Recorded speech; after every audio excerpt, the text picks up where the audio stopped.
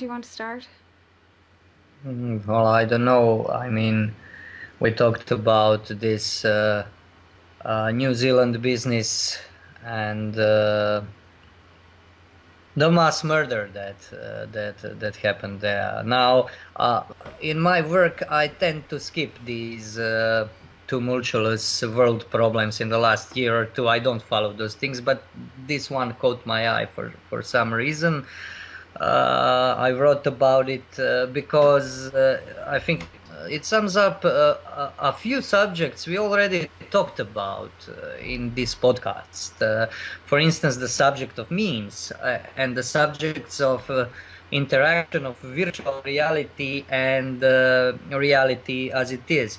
And I would say that it is entirely possible that in case of this Christchurch mass shooting, we have an instance of virtual reality bursting into reality in a quite violent way, obviously, and that the perpetrator was in fact motivated not by real, let's say, real problems of immigration, of clash of let's say clash of civilizations, clash of Islam, Muslim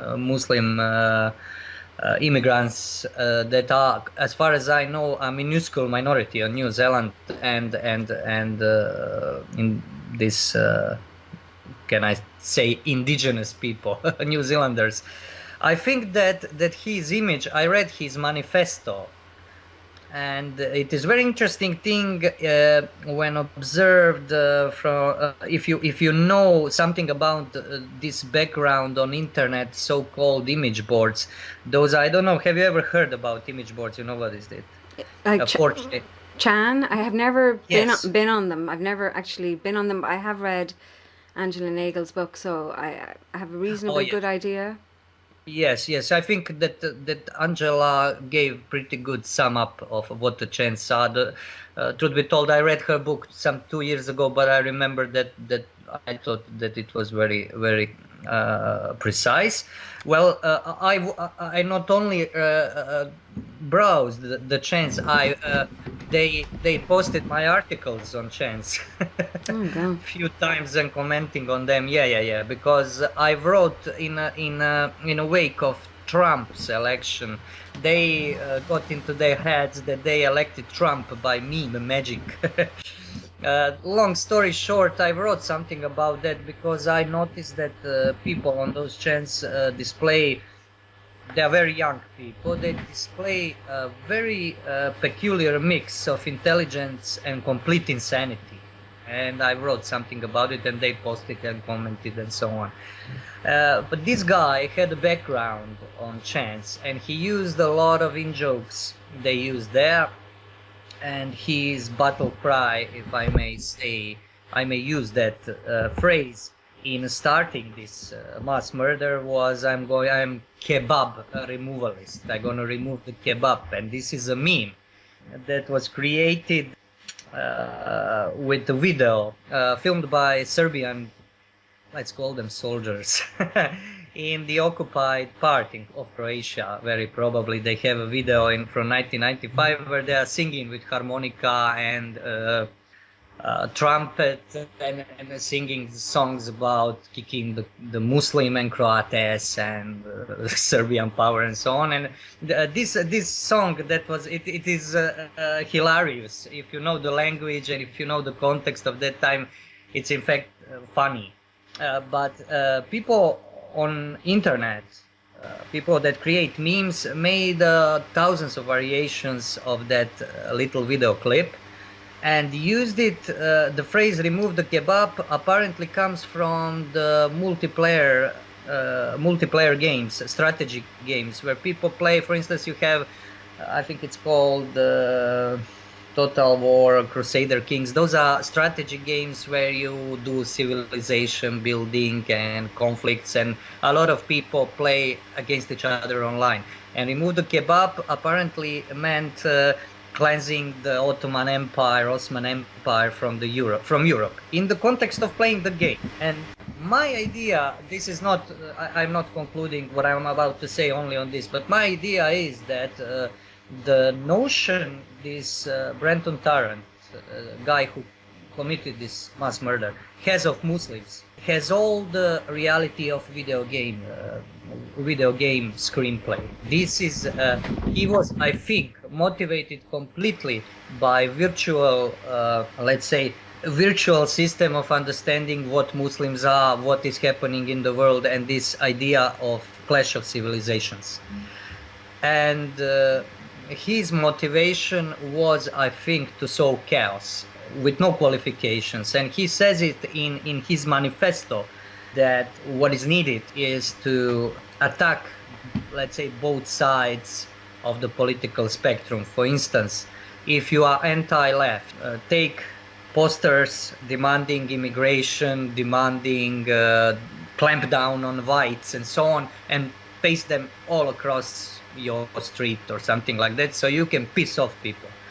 And the idea is creating conflict without taking sides. That is, it is better to attack your own side, to put people in the situation that the only reaction can be violence.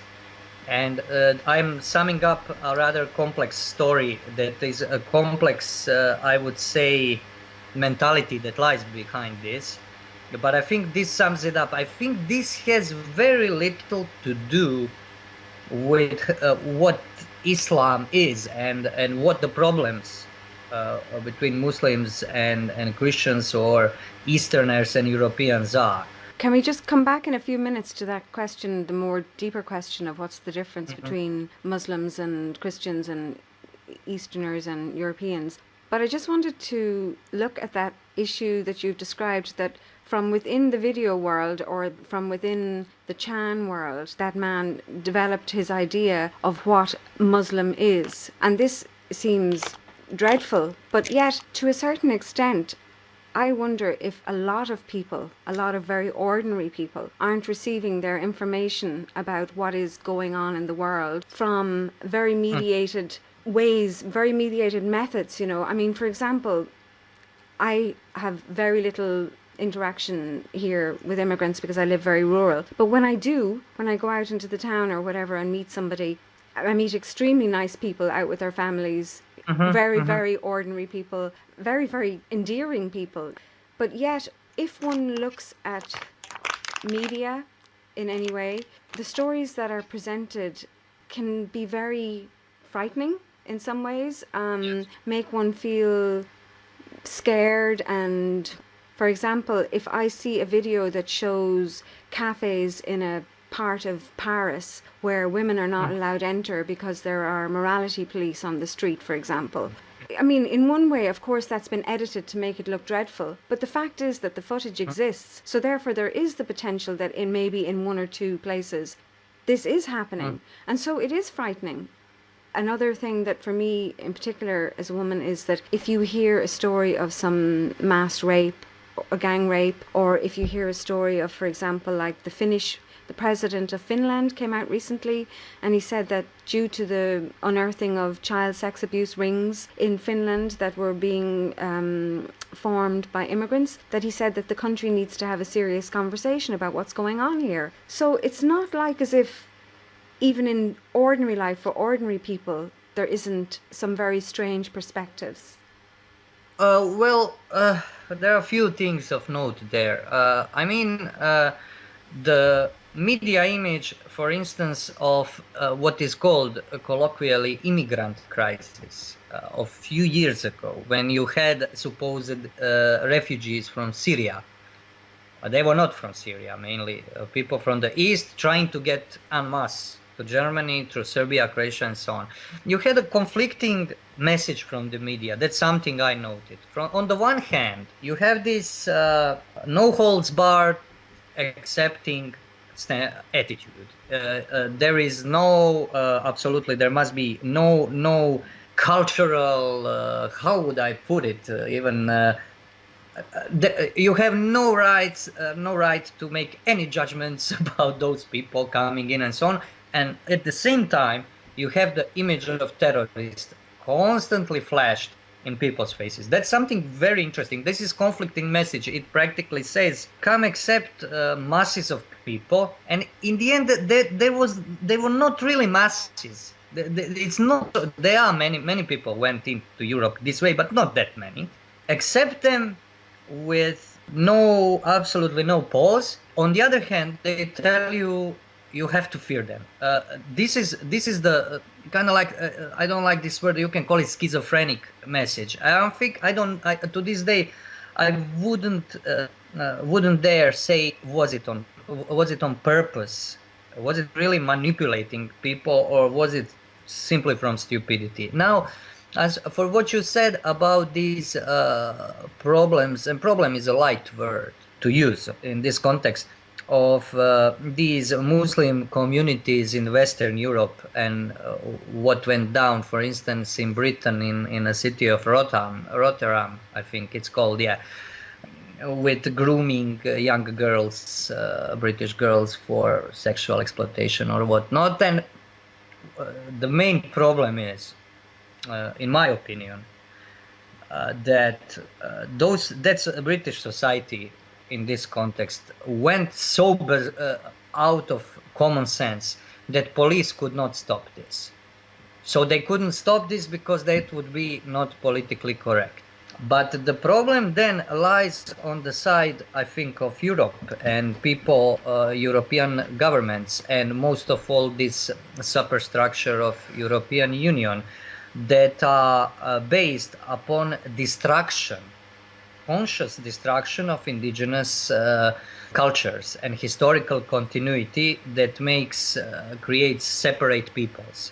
I think that this is demonstrable policy that is not always functioning as well as those people would like it to function, but it is definitely a tendency. And in this vacuum, you have a lot of young people of different ancestry and different religion that then fill this vacuum in various ways. What we hear about in media are always, I think, the worst possible scenarios that play out. I don't think, I'm not sure, I'm not Western European, we don't have this problem. We are, for instance, I'm from Croatia, we are ethnically homogeneous. To say Croat and Catholic is still something that is convertible for most people. There is absolutely no difference. I mean, not that there is no difference, but this comes together. We are still this religion, and this historical continuity is pretty much alive. So in that kind of society, this would probably play out different. But in societies that are in which continuity has been eroded for decades, as I understand, this is a huge problem. But Muslims are not the ones I would blame for it. I would blame those who not only maybe consciously create these politics, but the whole idea in the last, maybe from the 50s and 60s, of this liberal, no holds barred deconstruction, as they call it, of tradition. In the widest sense of the term, in the sense of continuing in time, generation after generation, continuing something, developing something, and not starting all over again with each generation, which is the idea now, not only with generation, but that every person can start all over again, reinvent him or herself. This is what is to blame. And as for Islam, I am not expert on Islam, but I know a thing or two, maybe because, among other things, Bosnians and Muslims, most of Bosnians, Bosnia is a country that has three ethnicities, and they were all called Bosnians at one time. And sometimes when you meet them, if they are Serbs or Croats, they could say we are Bosnians also. That's very strange. But now the term Bosnian is Bosnjak is used only for Muslim citizens. I cannot observe these people based on my life's history with some of them. I cannot look at them as some kind of aliens from outer space. I despise politics, for instance, of Bosnian Muslim leadership. I won't go into that, of course. This is a separate political subject. But I cannot observe those people like some kind of nomadic tribe or something, because they are not. They are Europeans, in fact. But in Bosnia, for instance, you have a problem of influx of these Wahhabi and Salafi radicals, partly because of the post-traumatic stress disorder on behalf of soldiers from the war, who were mostly secular people. And after the war, when this shell shock practically hits you, a lot of those people, some in Croatia, also Catholics, turned to faith in a most extreme puritanical way to kind of like reset their minds.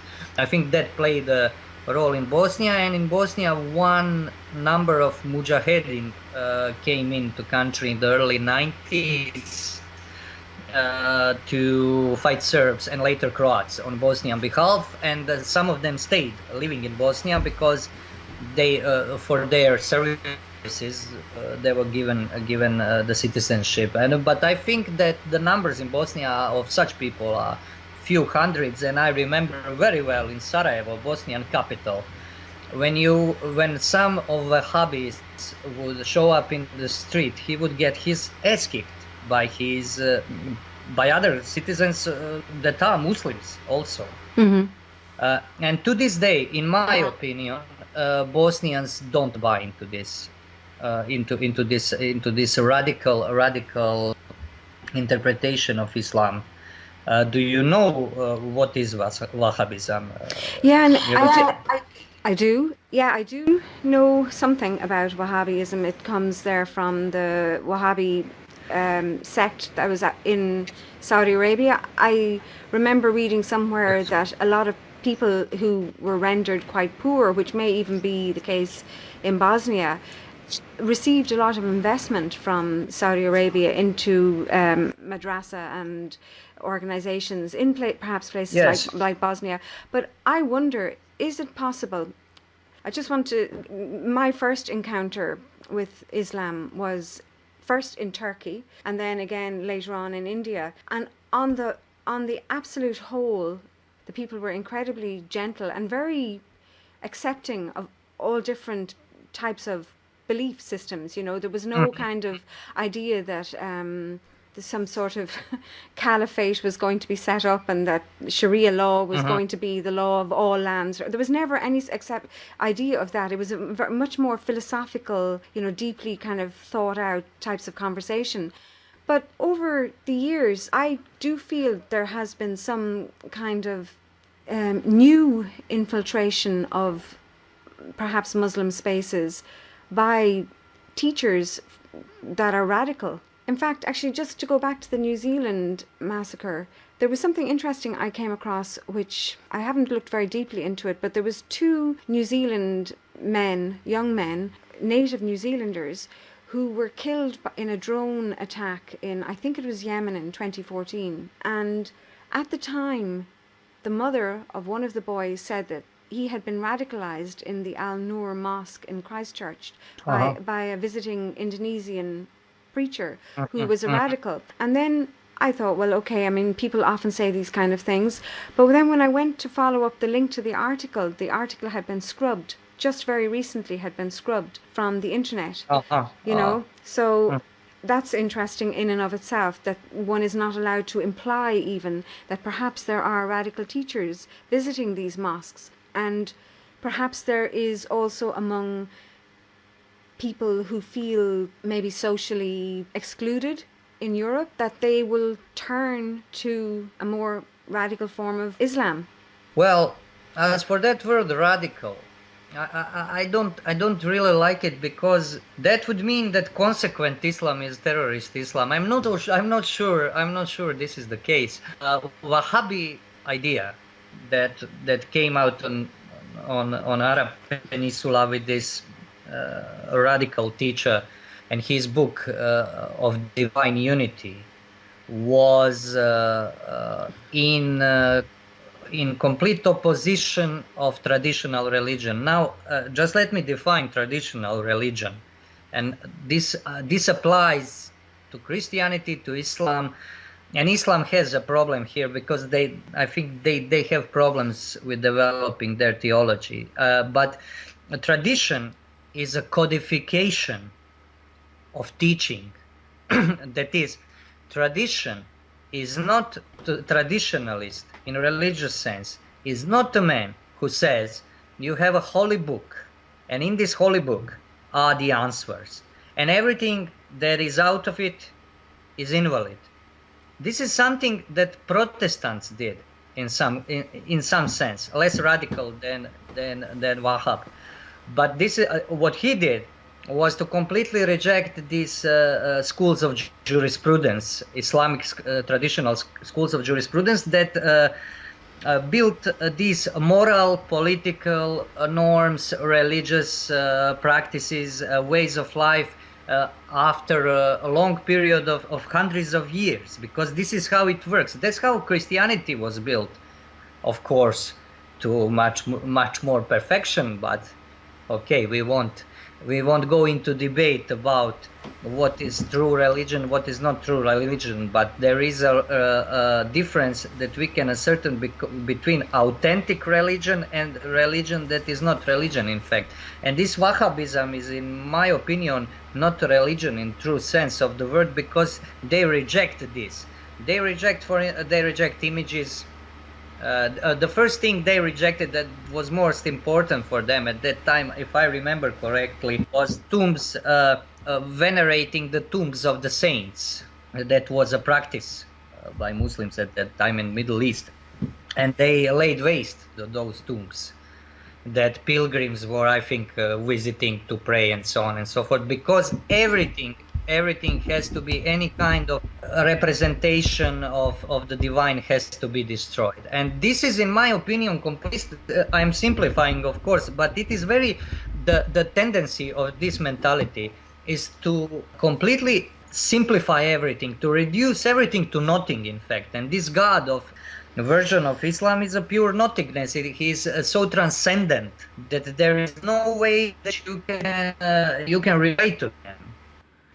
And this is a completely nihilistic mentality, and I'm not at all surprised that this kind of quasi-religion, in fact, gets so many converts in a postmodern world. This kind of mentality, I think, was inconceivable for medieval Muslim in Middle Ages, for Ottomans, for instance, for Turks that ruled the Balkan Peninsula for a long time. And I myself live at the border with Bosnia, and the city I was born was liberated from Turks in 1717. So they were very long time here. I myself use a lot of Turkish words when I speak. A lot of that stay. They were not very much loved, but they were not hated also. The people lived together. I find it very hard to explain this because it was so natural here. You can be in conflict with something, you don't agree, you know that you belong to different group, but there is no this idea that other man is some kind of alien from outer space. And I have a feeling that in the West now, the people are either completely rejecting that there is any difference between, say, Islam, Christianity, or whatnot, and on the other hand, that they are and simultaneously looking at those religions as something that is completely from the outer space, that is completely alien. I'll try to give you an example. I mean, I don't know how would I put it. For instance, I was working on archaeological dig last summer, digging out one fortress that was Croatian early medieval fortress that Turks took, and it was the border fort between Turkey, part of Croatia that was in Turkish hands, and part of Croatia on the coast that was in Venetian hands. And there was one guy that came up to see what we are doing, and he told us a story. He read few letters exchanged between Hasan Aga Arapovic. That was a guy who was in charge of that fortress, and a Venetian captain from Omish, the city on the coast. And what happened was that this Venetian guy had an affair with a gypsy woman that took some of his belonging after exploiting him sexually, and went on Turkish side. And now he writes to Hasan Aga. And the way he writes is, "Oh, my noble friend," and it is beautiful. With beautiful, those letters are epitome of politeness. "My good friend," and there it was.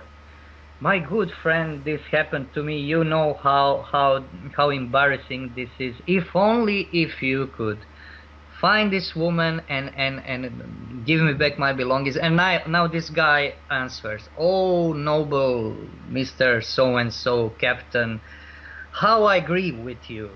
And surely I will do your bidding, we'll get your money. But there is a saying," and I cannot quote him exactly, he quotes something for Quran or something, or some saying of some wise man about not if you trust the gypsy woman, this is what you'll get.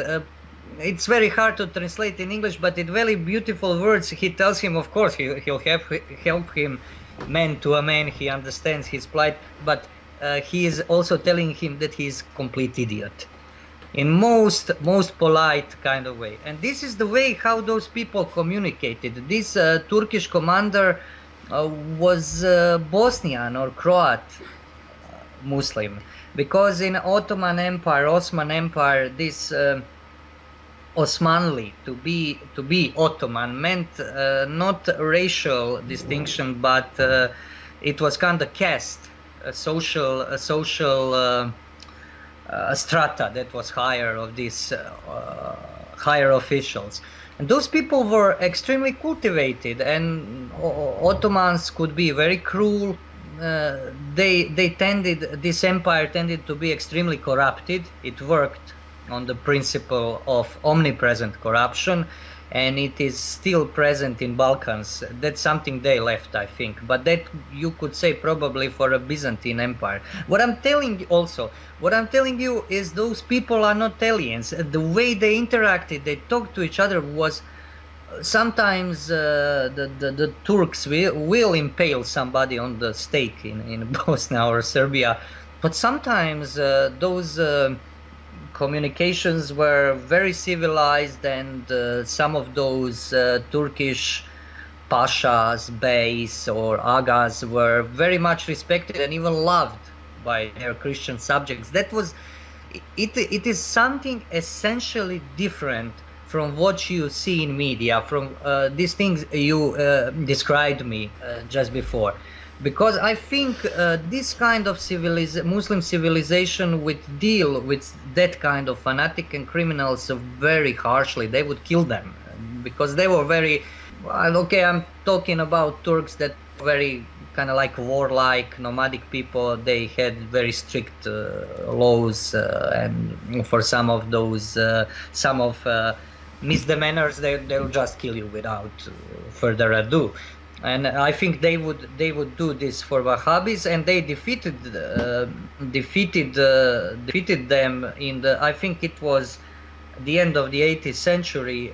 Muhammad Ali, that was a Turkish general who have beaten these Saudi tribes of a Wahhabist religion, but as they could not, he was I think based in Cairo in Egypt. And this region of Arab Peninsula is too big to control. But I mean, he just left and they popped up again, because Wahhabi, I think, if I remember correctly, the first wars that Wahhabis waged were against Ottoman Empire. They had no contact with Christians, so other Muslims. This is very destructive mindset that tends to purify religion through reducing it to most atomic, simplest terms that has to be adhered to absolutely. And the first thing such people do is to try to purge their host religion, Islam itself. I think that was the case with them, and I think most.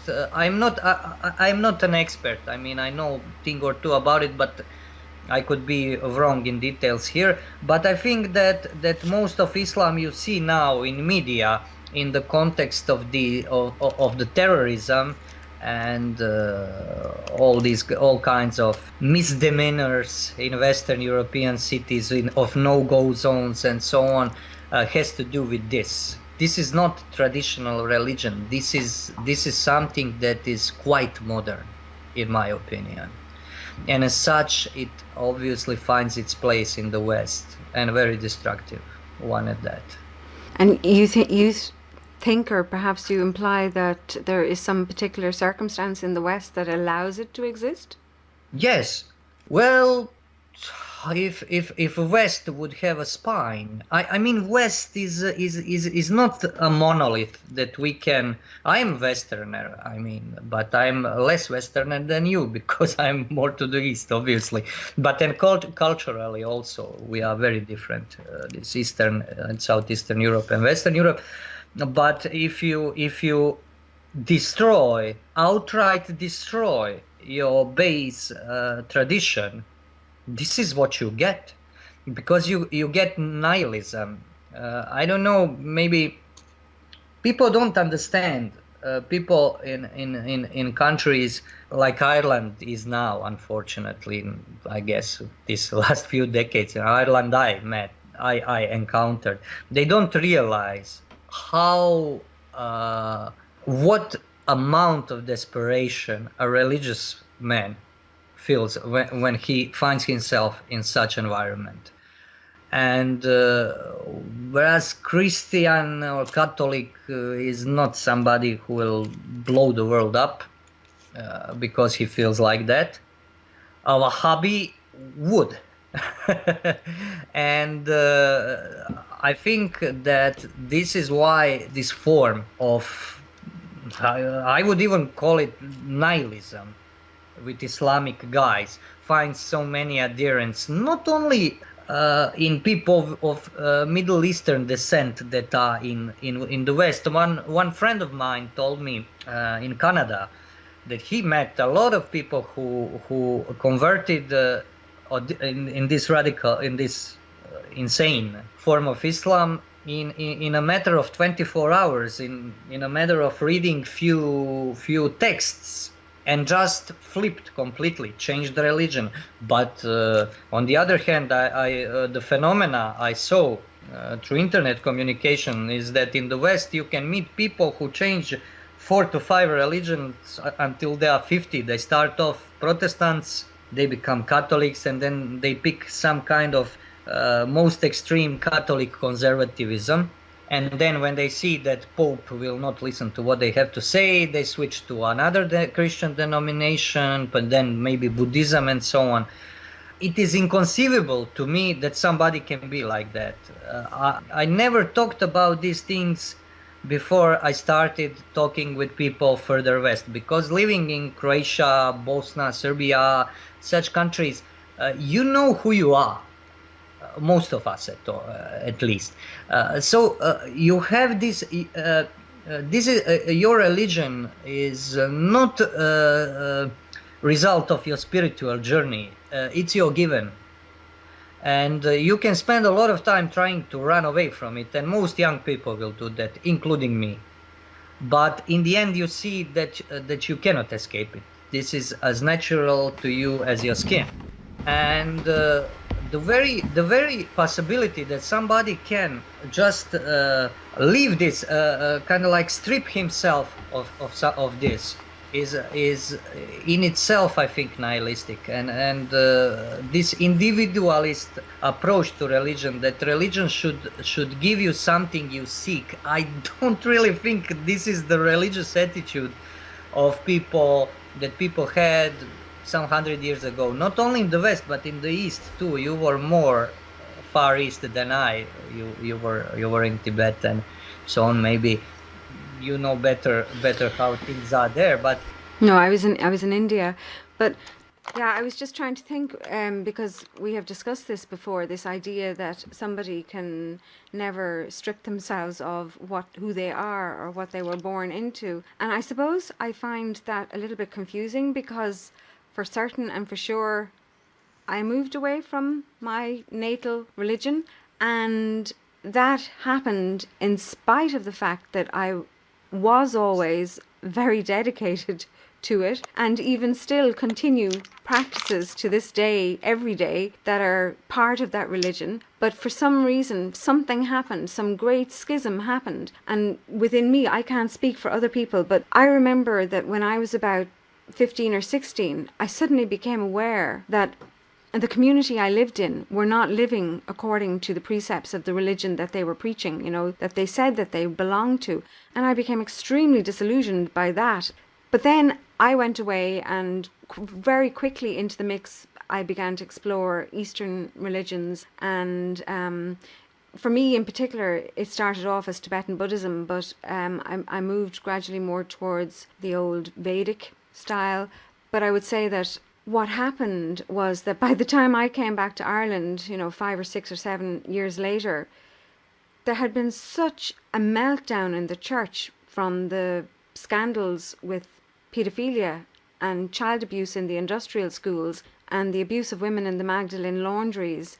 And the anger was so strong that there didn't seem to be a church existing anymore. And the only people that were left to constitute a church were very drab and kind of boring, and they didn't offer very much in terms of attraction. But at the same time, I never developed what I witnessed happening then, almost like a tidal wave over the generation. My generation, I'm 50, 51. What I witnessed then was an absolute hatred build up in people towards Catholicism. Very good people would say the most atrocious things. And I remember thinking, well, I never felt that. I never ever felt that. But it still remains. That feeling still remains. So if you ask, how can some people shed their religion? I can't say exactly why that happened, but I certainly witnessed it happening.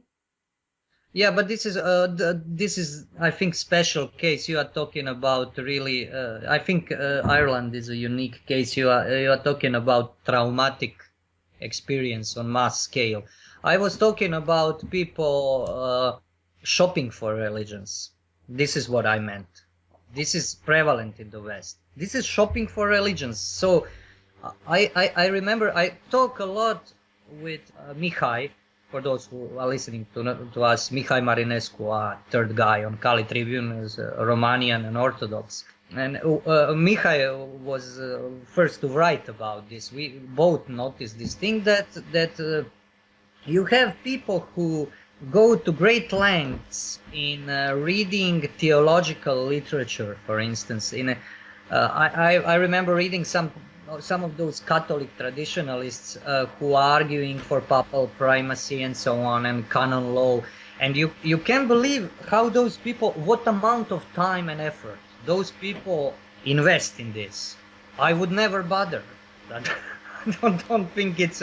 don't think I'm called to do something like that. That's something that traditionally high-level clerics did, and this is the job of high-level clerics in churches. But what is interesting, each one of those people is a recent convert to Catholicism from something else. So he's not the guy who can trace his family to hundreds of years of being belonging to this church.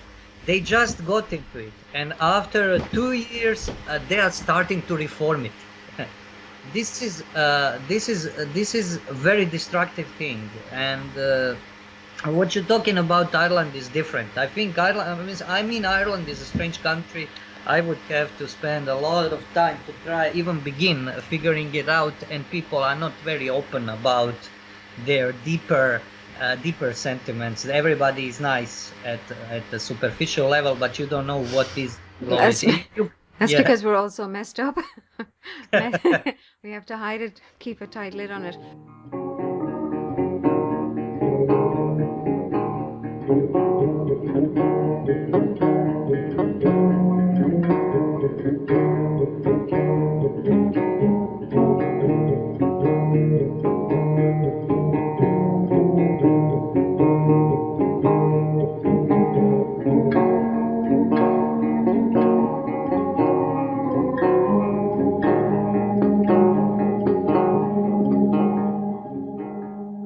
actually, funny enough, now that you're talking about the converts, I will say that I have seen something similar. And one of my earlier experiences, not my earliest experience, but when I came back to Ireland from Asia first, I would have spent time maybe amongst people who had Hare Krishna beliefs. And they would have been Westerners who had converted to Hare Krishna beliefs. And I was never drawn to becoming a Hare Krishna, but I did like their temples and I did like their food.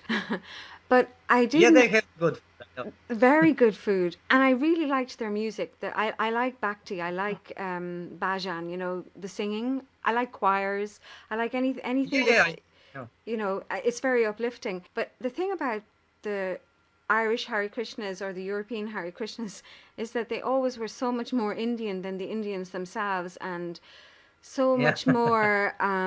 They tried to reform Hinduism from when they would convert to being Vaishnavas, which is, followers of Krishna or Vishnu, they would try, and the Indians hated them. They loathed them, So I've heard of Hare Krishnas being thrown downstairs in India. So it just seems to be maybe it's this incredibly individualistic characteristic of the Westerner to feel that we have discovered everything for the first time, Mm-hmm. Yeah. Oh, we had a lot of Hare Krishna in the 90s here. I knew a lot of those guys. Yeah, and converts to Hare Krishna. Yeah, they're funny. I always liked them because they were. It is a pretty dark, I think, organization at the core with that Prabhupada, that leader. But people, they tend to be funny. They're sometimes hilarious, especially Croat specimens. And they don't. Most of them would be in the movement for a year or two. Some of them were reconvalescing junkies because in this southern part of Croatia, in Split, that you have visited in the 80s. In the 90s, it was junkie central, and a lot of people, Hare Krishna was a way to kind of like reset their minds and so on. So, but I haven't seen Hare Krishna guy or girl for years. They are out of fashion now. Well, yeah, I live beside the Hare Krishna island in Ireland. I live very close to it, and a lot of my neighbours are ex-Hare Krishnas. But funny enough, a lot of them have got into ayahuasca now. So they've moved after decades of being in Krishna consciousness to ayahuasca. So that's a change of religion there. It's a fairly significant change of religion. Yeah, but very nice people. Yeah, but that doesn't matter. I rarely met a nice priest of any religion, but that doesn't matter. Yeah, I know. The teaching matters. This is very hard to swallow because you judge people by their deeds. It is natural. If you have a sense of justice, you'll be pissed off at organized church. This is initial standpoint. But later on, you realize this is not how it works. I started talking about Islam, how Islam has this. I'm not expert on it, but I know that this is a system of what they focus on is jurisprudence, and this is Islamic tradition. Quran, the holy book, is a holy book. Same as in Christianity, Bible is holy scripture is at the center. But in Christianity, you have church fathers. And these church fathers, last of them was John of Damascus, who was accidentally, he was a Syrian, he was an official on Muslim court, and he was the first to write about Islam, very scathingly, but he could write, nobody killed him for this. I don't know, was it published at that time in that caliphate, and he had a degree of respect for them. He considered Islam to be Christian heresy, because Islam at that time when he wrote it was still not theologically formed as a tradition. They were just starting to build it. Christianity He was the man who concluded what we call patristics, the age of the church fathers, these let's say original interprets of the Jesus revelation. So what I wanted to say, tradition is all that. It's not just a book, it's not just an idea. And one guy who figured this out, I think excellently, was René Guénon. He said it's not sentimentality. And this is very hard truth, a very bitter pill to swallow. When he says that the most important thing is what intellect can assimilate, what is given to your, I wouldn't say understanding in the way we conceive it now, but understanding with the whole of the being you are. And it is, morality is just a part of this. And okay, René Guénon is a kind of guy who pushes this in so far that I would beat him with a stick, because he would never, he would say, I don't know, Hindu religion is perfect, and then, I don't know, Jacques Maritain, somebody told him that people are dying in the streets and passers-by are stepping over them. Is that normal? Oh, that's not important, don't be sentimental. I mean, this means to go too far. But this is very important thing, and I think with this kind of Islam we were talking about, we are dealing with nihilistic, completely nihilistic thing. And to get back to this mass murderer, his understanding of Islam is video game understanding. This is internet. This is memetic understanding. This guy, I think, I could be wrong, but I think that this guy tried to realize an internet meme, the troll that went live. He stepped out from virtuality into reality, and this step meant killing a whole bunch of people. And with an idea to multiply violence, because the idea is adversary principle, to create conflict, to always do actions that create further conflicts, with the idea that when conflict becomes total, the society he desires will emerge. And this society is, I think in the case of this guy, is something like a Fourth Reich or something like that, this great European white empire. This is there is a background to this idea also in post-World War II Nazis that were working underground, Nazi intellectuals. You have it, traces of it, you have in Russian Alexander Dugin and people he is connected to. And these are, I think, extremely dangerous ideas. They are fringe, but never mind. They are fringe, but they are powerful. Their power is in being fringe. Because note that these chants are fringe subculture, fringe youth subculture, that all of a sudden in the last 2 or 3 years came in the center of attention and is obviously influencing the world. This guy was, I think, inspired by his internet browsing. He was not oppressed by Muslims. He was not, he haven't had some member of his family killed in the name of Allah. He was playing computer games. He took a meme from computer multiplayer and made it live. I think this is, so I don't think this act of his relates to any real Islam, to any real problem. Real problems exist, but this problem he supposedly addressed is more like creating a problem, creating chaos, creating constant clash. I don't know, I myself have a real problem relating with this, with this kind of mentality. I don't know what's wrong with those people. I don't know how, I remember that my article they posted on chance, and I was reading the comments, and I'm very sorry I never kept the image, a screenshot of those comments, because they were so intelligent. They were very, very intelligent, but completely amoral. Yeah, there is no. I saw a few comments on this when crime was perpetrated in Christchurch, they realized that this guy is one of them.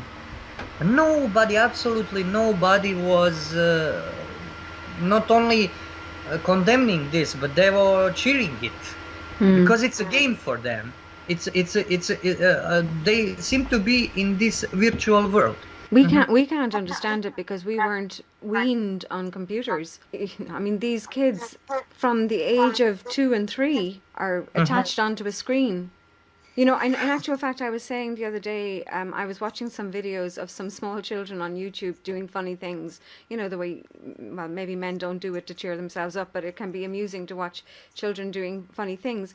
But one of the things I really hate to see is very, very small children, 1.5, 2, 3 years old, glancing to the camera to see how their activities are being virtualized, you know, their digital life. And so to me, that would create a sort of a split in your personality where you can't actually feel like a human being. You are a product or a simulacrum of a human being. And if you take that further and further as they grow up, then if they're into video games, maybe some people do become to feel like they're not really a human being. I do think this is the case. A lot of work I did on Kali Tribune was especially about this. It's post-humanism, because post-humanism is usually understood in a superficial way of this merging man with the machine. But I think post-humanism is more like a state of mind, you see. It's overcoming of human form. That is to say, stripping of human form. And the human form would be human nature. This is, even in Aristotelian terms, this is precisely how you say it. Form is what makes you real. Form is not visible form, but energy, activity that comprises some unique being. And I think posthumanism is erasure of this form, because this form gives you some properties, opens some possibilities for you, makes you what you are, but it already also contracts you. It limits you. You cannot be but human. Also, you cannot be but member of your family. You cannot choose your mother and father. You cannot be but member of the people you belong to. But now the whole trajectory is to erase this. And now we mentioned the most extreme example with people becoming simulacrums, as you said, with that child. But the policy that negates any substantial value to ethnicity is doing the same thing on a grand scale with maybe less extreme, because it's not so individual. Everybody can say, you can say, maybe if you're in bad mood and say, well, I won't be Irish anymore, I'm a citizen of the world. Of course, you won't be able to escape what you are, but you can contemplate it. But if you say, well, I don't want to be human anymore, I'm gonna exchange my brain for top of the line PC processor, then you'll soon realize that you are talking impossibilities. But essentially, I think it's the same thing, it's the same process. And this process is what drives a lot of mainstream politics. I mean, sustainable development. I always never try repeating these two words. It's based, for instance, on this idea. Globalization, European Union with its ideology is this. And when you mix this kind of nihilistic self-denying, and you mix it with influx of people that don't want to have anything with it, but only want to come here to make money and remain what they are, because they don't have to adjust to any culture, because there is no more culture, then you have a dynamite mix. I mean, you have a recipe for a disaster. So you mentioned that earlier on about this idea that there was this erasure or erosion of characteristic. I think you mean national characteristic within the Eurozone or Europe. But I wondered at the time, like, where do you think this came from? I mean, is this something that had its roots in some pre-EU or pre-EEC idea? Well, it was with us from I don't know, maybe for 100 or something years. I mean, modernity, nationalism is a modern ideology. Nationalism proper was born with the French Revolution. It is not, when you say, sometimes people consider nationalists to be backwards, but to want to get back to Middle Ages or something. No, no, no, no. The notion of anything resembling nationalism does not exist in the Middle Ages, and even later in the Renaissance. It's a modern thing, and nationalism was used in the mid 19th century. I would say to destroy these multinational, multi-ethnic empires, and this was finished with the destruction of Austro-Hungarian Empire, and Croatia was part of it, and a lot of our history is formed by this. And other was the Russian Empire, and I wouldn't be trying to explain this in conspiratorial way, but there is a notable personage, for instance, Giuseppe Mazzini was an Italian professional revolutionary, and he was this nationalist revolutionary. He had an idea that we have to have a world of various nations that are built around ethnicities. First of all, Italian, because he was Italian, and unification of Italy was his life's work. And this is the idea that still hasn't gotten old. It is still here. At Mazzini's age, there were other revolutionary ideas. Obviously, Marxism. Marx knew Mazzini and hated him, but Marx hated more or less everybody. But he was always ridiculing Mazzini that nationalism is something that is obsolete, that will go away very soon. But as we see, communism is dead, the nationalism is still here. Now, the reason why I think is that nationalism, which is an ideology, that is to say artificial construct, is based on reality. It's based on ethnicity.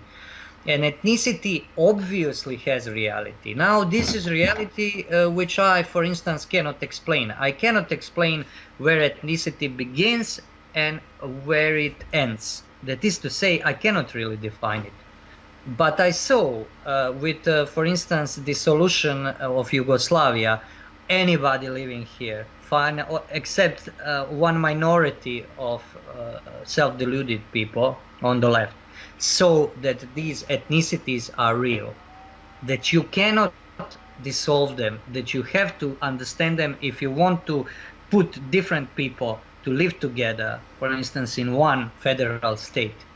You have to know a lot about them, and you have to treat them as they are. You cannot go on assumption that their ethnic properties and individualities will wither away with time. This does not happen. Ethnicity is something substantial.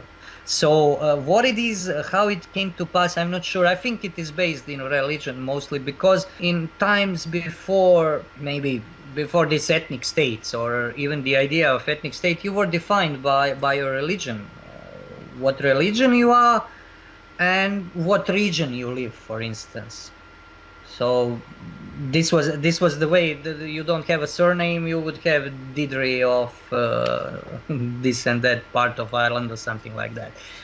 So I think it is a religious based. I think it cannot be erased, and this process of for instance, this European Union has an underlying idea that you should erase this, and this is a recipe for disaster.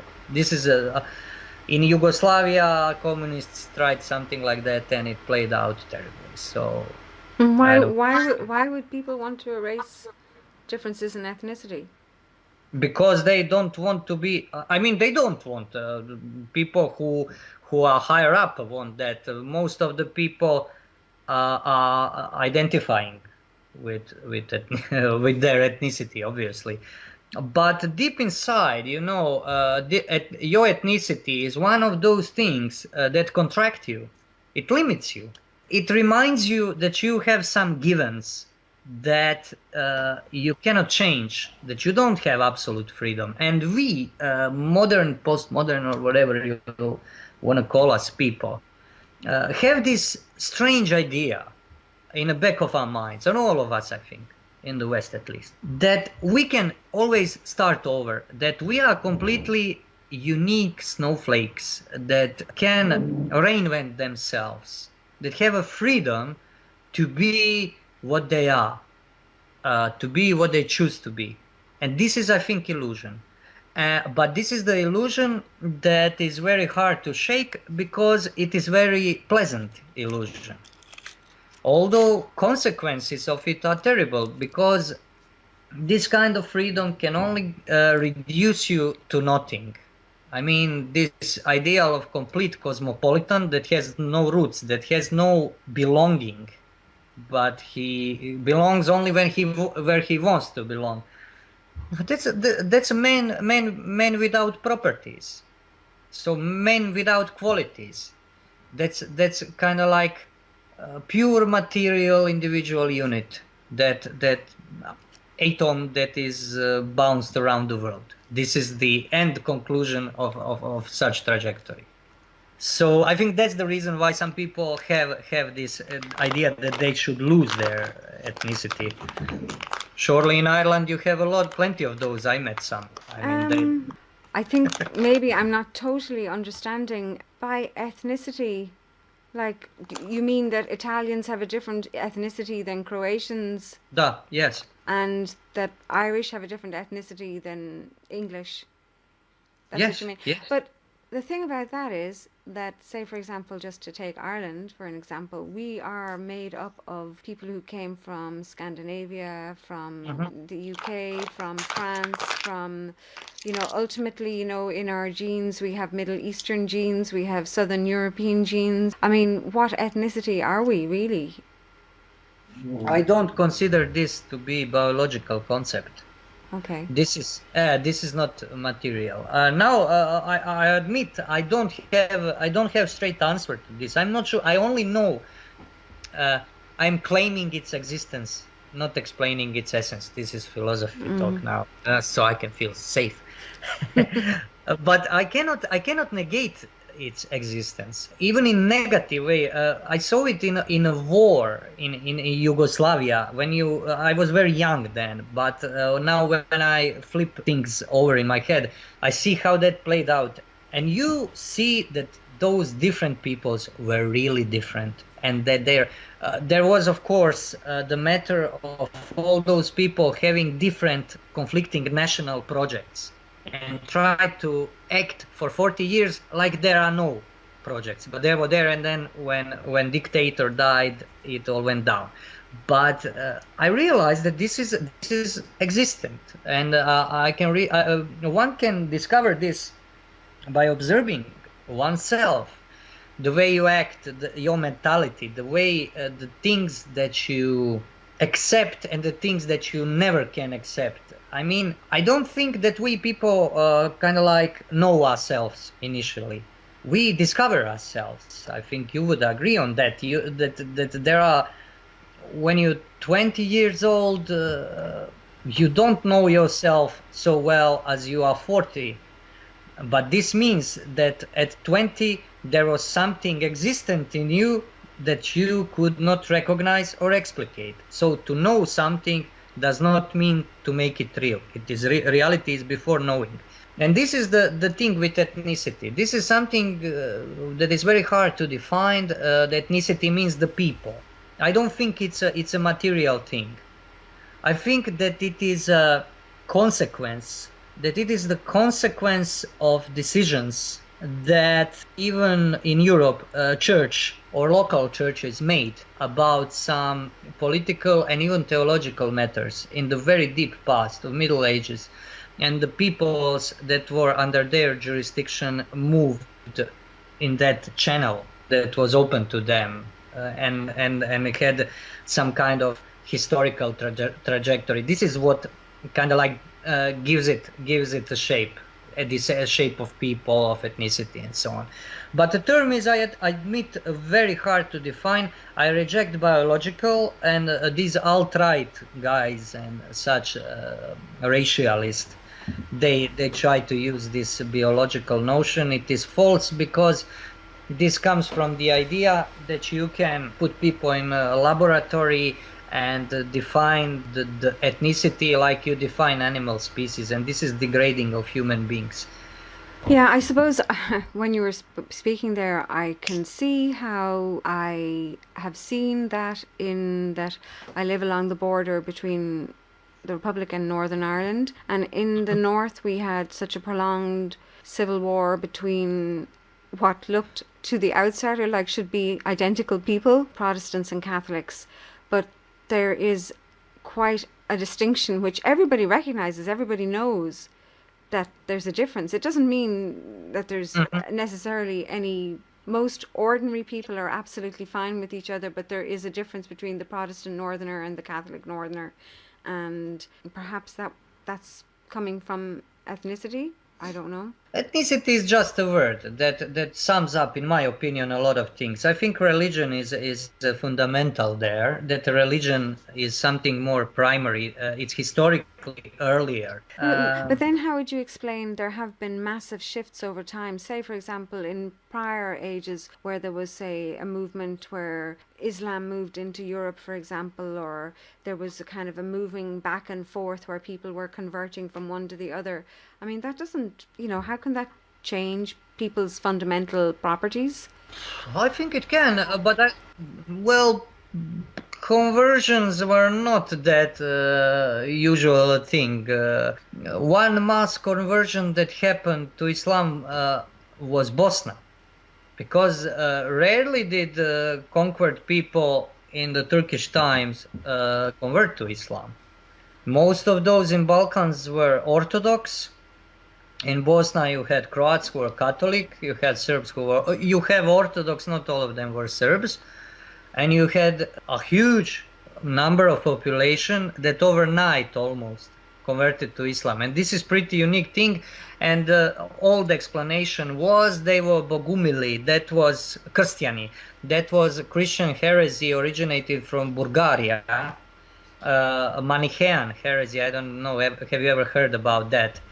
That believes in let's say very simplified in dual principle of good and evil as kind of like self-sufficient principles. And the idea was that they were suppressed by Hungarians who were Catholics and making crusades on them, and then on the other hand, Orthodox churches that were also prosecuting them with fire and sword, and that they just slipped into Islam because it was the most convenient thing. It's very hard. Those are things that you cannot really demonstrate in modern scientific methods, but it's a possibility. So, but people, I don't know, the way you frame this question, kind of like what was first, and I'm not sure how far we can go, how far our minds can go in the past to kind of like lay this all out in a straightforward answers. I don't think it's possible at all, because those are things, the existence, the human existence is a very profound phenomenon. And now this is a philosophical term, the existence.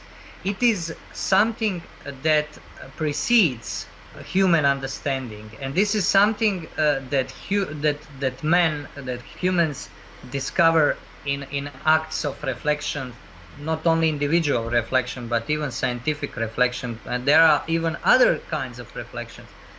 And this is something that is I think cannot be really understood as a subject of natural sciences, so that you could have all the answers. I think you have to, in a sense, adhere to what you are. And I think that people have this kind of substance belonging to something bigger than they as individuals are.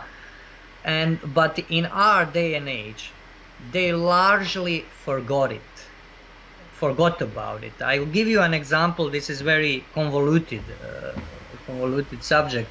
But in war in Yugoslavia, there were cases when people, and not only this war, but in Second World War also, when everybody was killing everybody else, people who were considered as very good people became mass murderers. And their accounts as to why was that something awoke in them, that they, for instance, understood that people who were closest to them, people of other religion and other ethnic group, and by closest, I think man and wife, are in fact enemies. And this is not something, this is not some kind of psychopathic breakdown. No. These were mentally sane people, but ruthless, brutal, murderers. But before the war, they had no such murderous inclinations. I remember when one of my teachers was telling us this when I was in elementary school, even before the war, about this phenomena in Bosnia that happened in Second World War with some people that were known war criminals at that time, and but before the war they were considered to be extremely tolerant, good people, and so on. And this is something in Balkans that you recognize, but none of us has a ready explanation. I guess I put myself in a difficult position because I even propose such subjects. I cannot give you a straight answer. But I think this is a reality. The man who could give you a straight answer about these things is this murderer from New Zealand, because he had it all figured out. He figured out that Islam, for instance, is an ideology that he understands, that you can take Quran, read Quran, and you understand Islam. I don't think that this is possible, because I know Muslims. I met Muslims. I mean, not as having social calls, but living in interaction, in constant contact. And you know that there are differences that are profound. You are not at all sure how those differences came about, but you know that they are there. And I think this is the difference between somebody who is living in real history and someone who is living in virtual history. And those people, young people who are basing everything out of internet, and internet is just a tool that expresses a mindset, that is the young people who are enmeshed in this postmodernity, in this solution of humanity. They are making images, they are making artificial construction of history, because this artificial construction, artificial explanations are perfect. You have systems of explanations. I remember listening to those alt-right people. They have answer to everything. They have this construct of a white race, of history, of what white race should do, of difference between races.